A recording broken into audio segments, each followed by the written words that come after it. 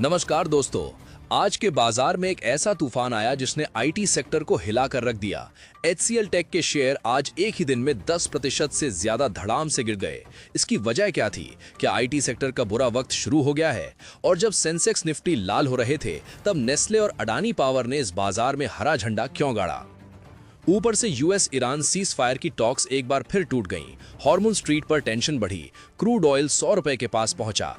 इसका असर भारतीय बाजार पर कितना गहरा है, आज की पूरी तस्वीर आपको इसी एक वीडियो में मिलेगी। तो चलिए शुरू करते हैं। आज बाजार की शुरुआत थोड़ी सॉफ्ट रही और दिन भर प्रेशर में रहा। 3 दिन की लगातार तेजी के बाद आज सेंसेक्स और निफ्टी ने अपनी विनिंग स्ट्रीक तोड़ी। सेंसेक्स आज 0.95% की गिरावट के साथ 78,516.49 पर बंद हुआ। निफ्टी 50 0.81% नीचे आकर 24,378.20 पर बंद हुआ। अब एक बड़ी और अच्छी बात, आज ब्रॉडर मार्केट ने बेहतर प्रदर्शन किया, यानी छोटे और मझोले शेयरों में बिकवाली उतनी नहीं आई जितनी बड़े इंडाइसेस में आई। निफ्टी मिड कैप 0.19% ऊपर बंद हुआ। निफ्टी स्मॉल कैप 1.13% की बढ़त के साथ बंद हुआ। इसका मतलब क्या है? लार्ज कैप में खासकर आईटी स्टॉक्स में हैवी सेलिंग आई, लेकिन स्मॉल और मिड सेगमेंट में रिटेल और डीआईआई की सिलेक्टिव बाइंग ने मार्केट को थामे रखा। इंडिया विक्स आज 6.9% उछलकर 18.73 पर पहुंच गया। जब विक्स बढ़ता है तो इसका मतलब है ट्रेडर्स अनसर्टेन है, वॉलेटिलिटी बढ़ने की आशंका है। 18 से ऊपर विक्स थोड़ा अनकंफर्टेबल जोन होता है, इसका ध्यान रखें। बैंक निफ्टी भी दबाव में रहा। प्राइवेट बैंक्स ने अंडर परफॉर्म किया। एचडीएफसी जैसे हैवी वेट्स नीचे आए। एडवांस डिक्लाइन रेशियो मिक्स्ड रहा। लार्ज कैप में डिक्लाइन ज्यादा, लेकिन ब्रॉडर मार्केट में एडवांसेस का दबदबा था। निफ्टी के लिए नीचे की तरफ 24,200 से 24,180 का जोन स्ट्रॉन्ग सपोर्ट है। ऊपर जाने के लिए 24,530 से 24,550 का जोन पार करना जरूरी है। अगर ये जोन पार हुआ तो 24,700 और फिर 24,850 का रास्ता खुल सकता है। आज के बाजार में सेक्टर वाइज पिक्चर बड़ी साफ थी। कुछ सेक्टर्स ने बड़ा नुकसान उठाया, कुछ ने ग्रीन रहकर दिखाया कि स्ट्रेंथ कहां है। आईटी सेक्टर आज बाजार का विलेन रहा। निफ्टी आईटी इंडेक्स करीब 4% गिरा। HCL tech, tech Mahindra, Coforge ये सब 10% तक टूटे। एचसीएल टेक के कमजोर Q4 रिजल्ट्स और वित्त वर्ष 2027 के लिए घटाई गई गाइडेंस ने पूरे आईटी सेक्टर पर नेगेटिव असर डाला। निफ्टी हेल्थ केयर और फार्मा भी अंडर परफॉर्म करते दिखे। निफ्टी मेटल ने आज अच्छा प्रदर्शन किया। टाटा स्टील जैसे स्टॉक्स में बाइंग देखी गई। निफ्टी कंज्यूमर ड्यूरेबल सेक्टर भी ऊपर रहा। निफ्टी कंस्ट्रक्शन कैपिटल गुड्स में भी सिलेक्टिव बाइंग रही। एफएमसीजी में नेस्ले की जबरदस्त रैली ने सेक्टर को सपोर्ट किया। आज साफ दिख रहा है कि स्मार्ट मनी आईटी और प्राइवेट बैंक से निकलकर एफएमसीजी, मेटल और कैपिटल गुड्स जैसे डिफेंसिव और डोमेस्टिक ड्रिवन सेक्टर्स में जा रहा है। ये एक इंपॉर्टेंट सिग्नल है। जब ग्लोबल अनसर्टेनिटी हो, ईरान वॉर, क्रूड ऑयल का डर, तो डोमेस्टिक कंजम्पशन और इंफ्रास्ट्रक्चर प्लेज सेफ मानी जाती हैं। आज का सबसे बड़ा निफ्टी गेनर, कल रात Q4 रिजल्ट्स आए थे जो धमाकेदार रहे। प्रॉफिट 27% ऊपर, रेवेन्यू 23% ऊपर। आज स्टॉक 7% से ज्यादा उछला और 1378 रुपीस के आसपास बंद हुआ। 52 वीक हाई छुआ। इसे डिटेल में कॉर्पोरेट खबर सेगमेंट में कवर करेंगे। अडानी पावर आज वीक मार्केट में 5% से ज्यादा उछला और 52 वीक हाई 214.84 रुपीस तक पहुंचा। मार्केट कैप 4 लाख करोड़ के पार। न्यूक्लियर एनर्जी सब्सिडरी इनकॉर्पोरेट किया, ये भविष्य की बड़ी कहानी है। सनटेक रियल्टी Q4 रिजल्ट्स में 27% प्रॉफिट ग्रोथ, स्टॉक 12% उछला। रियल्टी सेक्टर में सिलेक्टिव बाइंग जारी है। HUL सेंसेक्स के टॉप गेनर्स में रहा, 2% से ज्यादा ऊपर। एफएमसीजी की मजबूती का संकेत। टाइटन 1.34% की गिरावट। महिंद्रा एंड महिंद्रा करीब 1% नीचे। परसिस्टेंट सिस्टम्स Q4 में मार्जिन मिस की वजह से 4.7% टूटा। आज Q4 रिजल्ट्स का बड़ा दिन था। कई इंपॉर्टेंट कंपनीज ने अपने रिजल्ट्स अनाउंस किए। ट्रेंट आज मार्केट आवर्स के बाद Q4 रिजल्ट्स अनाउंस करेगा। प्रोविजनल डेटा के मुताबिक Q4 रेवेन्यू 20% YOY ऊपर रहा। लेकिन सबसे बड़ी बात, ट्रेंट का पहली बार बोनस इशू। ये हिस्टोरिकली पहली बार है। डिविडेंड भी अनाउंस होगा। स्टॉक आज इंट्राडे में 2.45% तक ऊपर गया था। बोनस इशू और रिजल्ट्स का असर कल के ओपनिंग पर दिखेगा। टाटा एलेक्सी का net profit 27.8% YOY jump, 220.4 crore. Revenue 9.4% ऊपर, 75 रुपीस पर शेयर डिविडेंड। ये काफी जेनरस डिविडेंड है। आज अडानी पावर ने एक न्यूक्लियर एनर्जी सब्सिडियरी इनकॉर्पोरेट किया। इसी न्यूज ने स्टॉक को 5% से ऊपर पुश किया और 52 वीक हाई बनाया। एनर्जी सेक्टर में न्यूक्लियर की ग्रोइंग इंपॉर्टेंस को देखते हुए ये एक लॉन्ग टर्म बुलिश सिग्नल है। HDFC लाइफ इंश्योरेंस में विभा पदालकर को MD एंड CEO के रूप में 5 साल के लिए दोबारा नियुक्त किया गया, इफेक्टिव सितंबर 12, 2026 से। दोस्तों, आज इंडियन मार्केट पर सबसे बड़ा दबाव ग्लोबली आया और इसकी जड़ में है यूएस ईरान वॉर और हॉर्मुज स्ट्रेट क्राइसिस। ट्रंप ने सीज फायर एक्सटेंड किया है, लेकिन यूएस नेवल ब्लॉकेड जारी रहेगी। ये ईरान को मंजूर नहीं। ईरान का कहना है कि जब तक ब्लॉकेड नहीं हटेगी, टॉक्स नहीं होंगी। आज ईरान के रेवोल्यूशनरी गार्ड ने हॉर्मुज स्ट्रेट में कंटेनर शिप पर फायर किया। यूके और फ्रांस ने लंदन में 30+ देशों के मिलिट्री प्लानर्स की बैठक बुलाई है। ब्रेंट क्रूड आज 98 से $100 पर बैरल के आसपास है। इंडिया के लिए ये बड़ी टेंशन है, क्योंकि हम अपनी ज़रूरत का 85% क्रूड इंपोर्ट करते हैं। ऊंचे क्रूड प्राइसेस से रुपी पर दबाव आता है, पेट्रोल डीजल महंगा होता है और इन्फ्लेशन बढ़ती है। रुपी आज भी प्रेशर में, डॉलर रुपी करीब 93 से 94 के रेंज में है। एक कमजोर रुपी आईटी कंपनीज के रेवेन्यूज को बूस्ट करता है। एक्सपोर्ट इनकम ज्यादा, लेकिन इंपोर्ट बिल बढ़ाता है। कल रात डाउ जोन्स 0.59% नीचे, नैस्डैक 0.59% और S&P 500 0.63% नीचे बंद हुए। यूएस मार्केट्स भी जियोपॉलिटिकल टेंशन और आईटी अर्निंग्स की अनसर्टेनिटी में कॉशियस हैं। हैंग सेंग और KOSPI कल गिरे थे। निक्केई 225 थोड़ा ऊपर रहा। Global cues mixed to negative रहे। IMF ने कहा है कि हॉर्मुज क्राइसिस की वजह से ग्लोबल ग्रोथ को हिट लगेगी, चाहे सीज फायर हो या ना हो।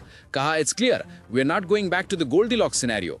आज आईटी सेक्टर में हैवी सेलिंग, इसमें FII का बड़ा हाथ था। आईटी स्टॉक्स जैसे HCL टेक और पर्सिस्टेंट में ब्लॉक डील्स और सेलिंग प्रेशर FII ड्रिवन था, जबकि मेटल, FMCG और कैपिटल गुड्स में DII बाइंग नजर आई। RBI गवर्नर संजय मल्होत्रा ने आज कहा कि शॉर्ट टर्म फ्लक्चुएशंस जैसे FDI आउटफ्लोज और एक्सचेंज रेट मूवमेंट्स सिक्लिकल हैं और इन्हें क्लोजली मॉनिटर किया जा रहा है। ये एक रीअश्योरिंग स्टेटमेंट है, यानी RBI सिचुएशन पर नजर रखे हुए है। आज गोल्ड प्राइसेस में इंटरेस्टिंग डाइवर्जेंस दिखी। फिजिकल मार्केट में 24 कैरेट गोल्ड 1,54,750 रुपए पर 10 ग्राम्स के आसपास रहा, जो पिछले कुछ हफ्तों से देखें तो दबाव में है। 22 कैरेट गोल्ड 1,41,850 रुपए के आसपास। MCX पर गोल्ड ऊपर था, ग्लोबल क्यूज और जियोपॉलिटिकल अनसर्टेनिटी की वजह से। गोल्ड को दो चीजें सपोर्ट कर रही हैं, यूएस ईरान वॉर की अनसर्टेनिटी और ग्लोबल स्लो डाउन की आशंका। लेकिन स्ट्रॉन्ग डॉलर इंडेक्स और हाई क्रूड ऑयल प्राइसेस कभी कभी गोल्ड को दबाते भी हैं। लंबे निवेशकों के लिए गोल्ड ने पिछले कुछ महीनों में दबाव देखा है। ये बाइंग अपॉर्चुनिटी हो सकती है, लेकिन जियोपॉलिटिकल रेजोल्यूशन होने पर शार्प करेक्शन भी आ सकता है। सिल्वर आज 2,65,000 से 2,74,000 रुपए पर केजी के रेंज में था। सिल्वर इंडस्ट्रियल मेटल भी है, इसलिए ग्लोबल स्लो डाउन की आशंका इसे गोल्ड से ज्यादा इफेक्ट करती है। India US trade talks. खबरों के मुताबिक India US trade deal negotiations restart हुए हैं वॉशिंगटन में, लेकिन डील अभी बड़े रीराइट के दौर से गुजर रही है। यूएस टैरिफ पॉलिसीज और कोर्ट रूलिंग्स की वजह से नेगोशिएशंस कॉम्प्लेक्स हो गई है। ये वॉच करने वाली बात है। डील होने पर इंडिया के एक्सपोर्ट ओरिएंटेड सेक्टर्स को बड़ा फायदा। आज के बाजार से एक बड़ी तस्वीर ये उभरती है कि निफ्टी अगले एक साल में 31,000 तक जा सकता है। ये अनुमान ओमनी साइंस कैपिटल के CEO विकास गुप्ता का है। उनका मानना है कि भारतीय इकोनॉमी मजबूत है, वैल्यूएशंस अभी भी रीजनेबल हैं और 2027 में डोमेस्टिक ड्रिवन ग्रोथ की कहानी बनेगी। फाइनेंशियल सर्विसेज सेक्टर पर सबसे ज्यादा बुलिश है, जो निफ्टी 500 का करीब 31% हिस्सा है। इसमें PSU और private banks, small banks, housing finance companies और डाइवर्सिफाइड फाइनेंशियल सर्विसेज फर्म्स सभी पर ओवरवेट नजरिया है। Power sector, generators, EPC contractors और स्पेशलाइज्ड पावर फाइनेंस दूसरा बड़ा बेट है। लेकिन IT सेक्टर पर ओमनी साइंस कॉशियस है। AI डिफ्लेशन का खतरा, कमजोर डिमांड विजिबिलिटी और जियोपॉलिटिकल टेंशन की वजह से IT स्टॉक्स से फिलहाल दूरी बनाने की सलाह है। मिड कैप स्टॉक्स में एक चिंताजनक ट्रेंड सामने आया है। 12 मिड कैप स्टॉक्स अपने 52 वीक हाई से 50% तक टूट चुके हैं। इन स्टॉक्स में FII ने अपनी हिस्सेदारी काफी घटाई है। इससे पता चलता है कि जब ग्लोबल अनसर्टेनिटी होती है तो FII सबसे पहले मिड कैप से एग्जिट लेते हैं। ये गिरावट सिर्फ किसी एक सेक्टर में नहीं है। FII ने IT, कंज्यूमर डिस्क्रिशनरी और कुछ मिड साइज बैंकिंग नेम से पैसा निकाला है। रिटेल और DII ने इन स्टॉक्स को थामने की कोशिश की, लेकिन FII सेलिंग के सामने ये हमेशा काफी नहीं होता।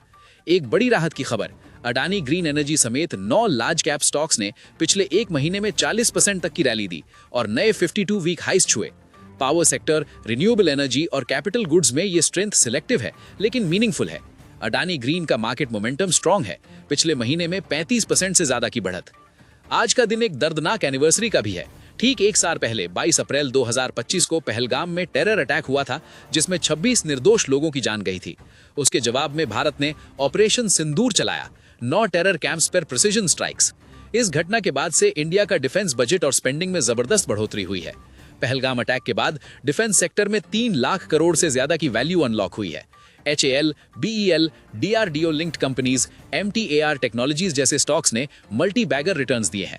MTAR टेक्नोलॉजीज इस साल अकेले 100% से ज्यादा चढ़ा है। डिफेंस इंडिजनाइजेशन की स्टोरी मेक इन इंडिया अब सिर्फ पॉलिसी नहीं, मार्केट बड़ा ग्लोबल डील जो इंडिया के लिए गर्व की बात है। Amazon ने भारतीय चावल किसानों के साथ $30 मिलियन यानी करीब 280 करोड़ रुपए का कार्बन क्रेडिट डील साइन किया है। ये इंडिया में एग्रीकल्चर लिंक्ड कार्बन क्रेडिट का अब तक का सबसे बड़ा डील है। ये डील गुड राइस अलायंस के जरिए हुई है, जो बेयर, जेन जीरो और शेल नेचर बेस्ड सॉल्यूशंस का कोलैबोरेशन है, जिसे सिंगापुर की तेमसेक का सपोर्ट है। 13,000 से ज्यादा स्मॉल होल्डर फार्मर्स को ट्रेनिंग और फाइनेंशियल इंसेंटिव दिया जाएगा। डील के तहत Amazon को 6,85,000 से ज्यादा कार्बन रिमूवल क्रेडिट्स मिलेंगे। इस डील में फार्मिंग प्रैक्टिस बदलने पर फोकस है।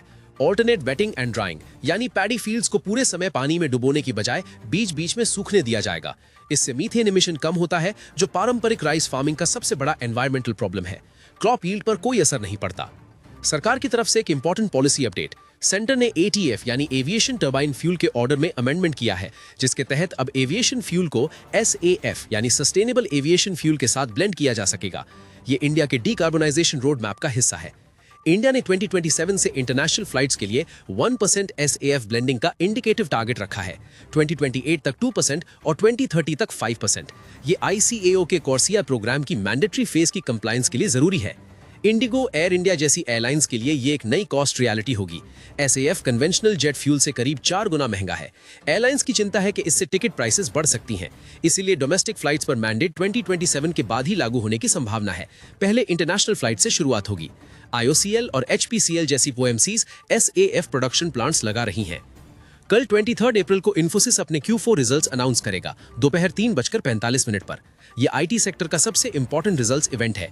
HCL टेक के कमजोर गाइडेंस के बाद सबकी नजरें इन्फोसिस के फाइनेंशियल ईयर 2027 गाइडेंस पर हैं। एनालिस्ट के मुताबिक कंपनी का प्रदर्शन स्थिर लेकिन सीमित ग्रोथ दिखा सकता है, जहां नेट प्रॉफिट 7,500 से 7,800 करोड़ और रेवेन्यू करीब 46,500 करोड़ रहने का अनुमान है, जबकि 2027 के लिए कांस्टेंट करेंसी ग्रोथ गाइडेंस सिर्फ 2 to 5% रहने की उम्मीद है, जो IT सेक्टर में स्लो डाउन और डिमांड कमजोरी की ओर इशारा करता है। अगर इन्फोसिस ने HCL टेक जैसी कंजर्वेटिव गाइडेंस दी तो निफ्टी IT पर और दबाव आ सकता है। अगर गाइडेंस बेटर देन एक्सपेक्टेड रही तो IT में रिलीफ रैली आ सकती है।